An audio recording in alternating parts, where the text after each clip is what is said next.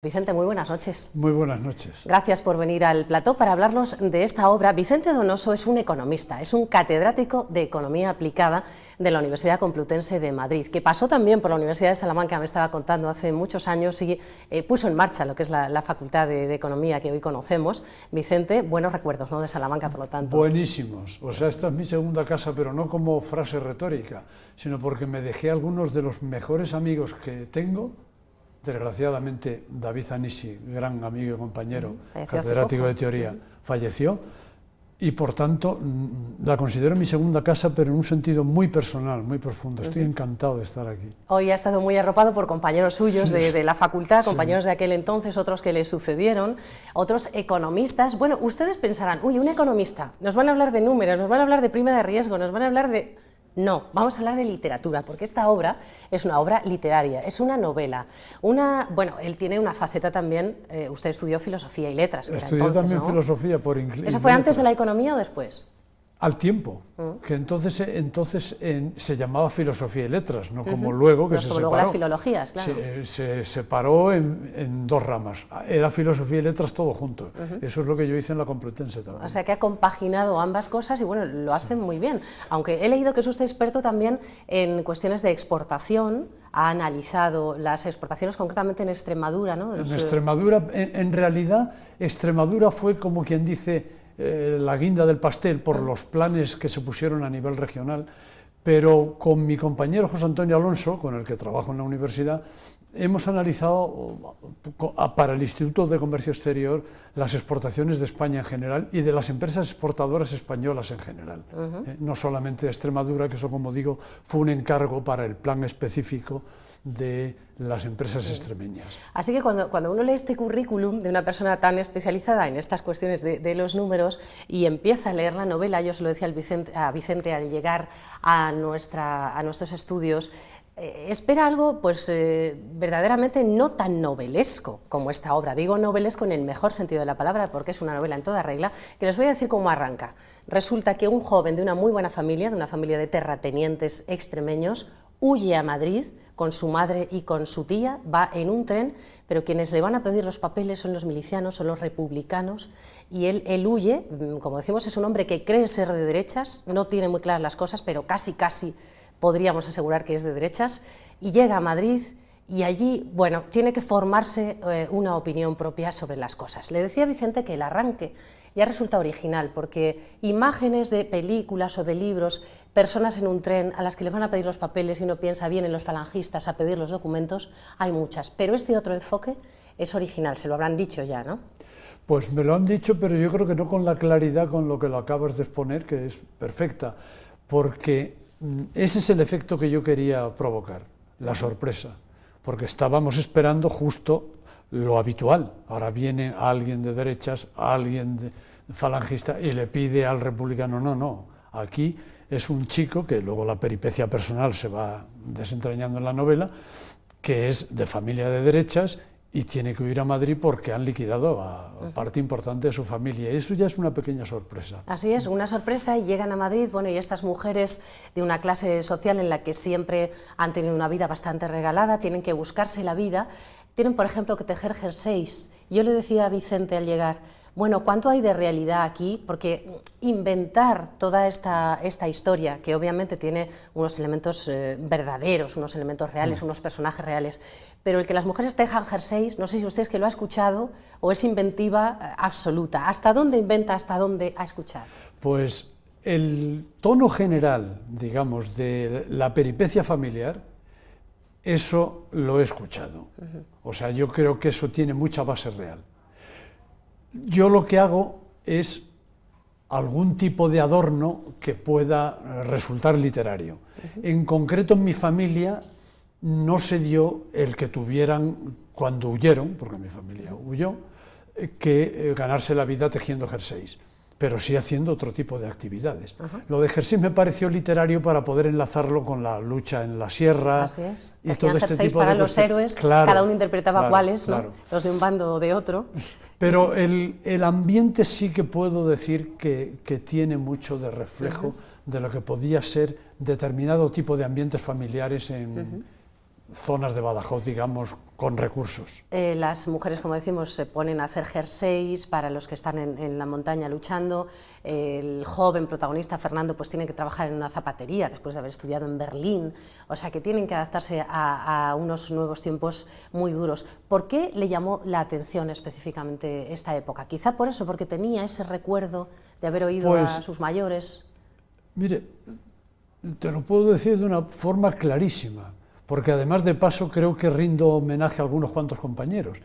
Yo no había sido una persona especialmente interesada en la época de la Guerra Civil, quizá precisamente porque desde pequeño habíamos oído lo terrible que había sido, estuviera uno en el bando que estuviera. Pero me ocurrió una anécdota personal que me desencadenó un mecanismo que me condujo a la novela, y es que un amigo mío me pasó una biografía de Juan Negrín que acababa de publicar Enrique Moradiellos, que es un colega catedrático de Historia Aplicada, de Historia en la Facultad de Extremadura, en la Universidad de Extremadura. La biografía me pareció tan fascinante que dije, está tan bien escrita que esto ya podría ser casi una novela, pero no es una novela, es una obra rigurosísima. Pero a mí me inspiró una novela. Y entonces el primer flash que tuve, a raíz de esa biografía, es, sería interesante coger una novela donde de alguna manera apareciera Juan Negrín y aprovechar los detalles verdaderamente también novelescos que hay en la vida de Negrín, investigados excelentemente. Y ahí fue como a partir de ahí dijo, ¿cómo se podría tejer esto? Pues se me ocurrió la perspectiva que comentábamos antes. Primero, que alguien que procede del mundo de derechas se acerque al mundo republicano. Y segundo, que naturalmente la figura de Juan Negrín tenga una importancia en capital. La novela, claro. Este fue el origen. Este personaje, bueno, casualmente entra en contacto con Juan Negrín e incluso tiene unos conflictos mentales que dice, pero ¿cómo voy a trabajar yo con este hombre, con lo que le han hecho a mi familia, no es de mis mismos ideales? Bueno, y ya no contamos más porque hay que leerlo.